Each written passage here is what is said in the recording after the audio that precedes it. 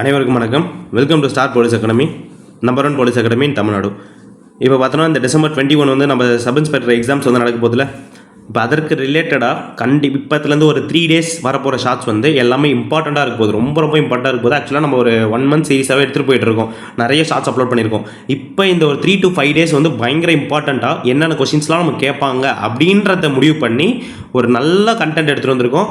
தயவு செஞ்சு இதை நோட் பண்ணிக்கோங்க. இதுலேருந்தே நிறைய கொஸ்டின்ஸ் வரதுக்கு 100% சான்சஸ் இருக்குது. அதில் ஃபஸ்ட்டு பார்த்தீங்கன்னா ஆர்ம்டு ஃபோர்ஸஸ் ஹெச் தான் நம்ம பார்க்க போகிறோம். உச்ச தளபதி சுப்ரீம் கமாண்டர் யார் அப்படின்னு பார்த்தீங்கன்னா குடியரசுத் தலைவர் திருமதி திரௌபதி முர்மு அவர்கள் தான். இதுக்கு ரிலேட்டடாக இருக்க ஆர்டிகல் நம்ம கேட்கலாம், கூற்று காரணத்தை கேட்கலாம். சட்டப்பிரிவு 53(2) பாதுகாப்பு படைகளின் உச்ச அதிகாரம் யாருன்னா குடியரசுத் தலைவரிடம் உள்ளது.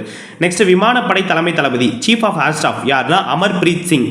இங்கே பார்த்தீங்கன்னா விமானப்படை நாள் கேட்கலாம், October 8. குறிக்கோள் பார்த்தா நபம் ஸ்பரஷம் தீப்தம் அப்படின்னு வானத்தை மகிமையுடன் தொடு. நெக்ஸ்ட் கடற்படை தலைமை தளபதி கேட்கலாம், தினேஷ்குமார் திரிபாதி. இப்போ இங்கே கடற்படை நாள் கொடுத்துருக்காங்க December 4. அப்போ விமானப்படை நாள் வந்து October 8, கடற்படை நாள்னு கேட்டாங்கன்னா December 4. குறிக்கோள் பார்த்தா ஷம் நோ வருணா அப்படின்னு அர்த்தம். வருண பகவான் நமக்கு அருள் புரியட்டும் அப்படின்றது அர்த்தம். அடுத்தது பார்த்தோம்னா ராணுவ தலைமை தளபதி சீஃப் ஆஃப் ஆர்மி ஸ்டாஃப் அப்படின்னா உபேந்திர துவிவேதி. ராணுவ நாள் எப்பன்னா January 15. இதே நம்ம காவல் நாள் கேட்கணும்னா செப்டம்பர், அது ஞாபகம் வச்சுக்கணும். செப்டம்பர் மாதம் வரும். குறிக்கோள் அப்படின்னு பார்க்கும்போது சேவா பரமோ தர்மா, சுயநலத்திற்கு முன் சேவை அப்படின்றது நம்ம ஞாபகம் வச்சுக்கணும். அடுத்தது முப்படைகளின் தலைமை தளபதி அப்படின்னும் போது லெப்டினன்ட் ஜெனரல் அனில் சௌகான்.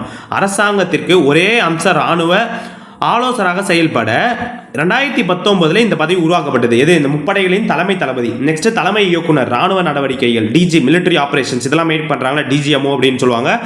இதுக்கு யார் தலைவராக இருக்காங்க அப்படின்னு பார்க்கும்போது லெப்டினன்ட் ஜெனரல் ராஜீவ் காய் அவர் தான் தலைவராக இருக்காரு.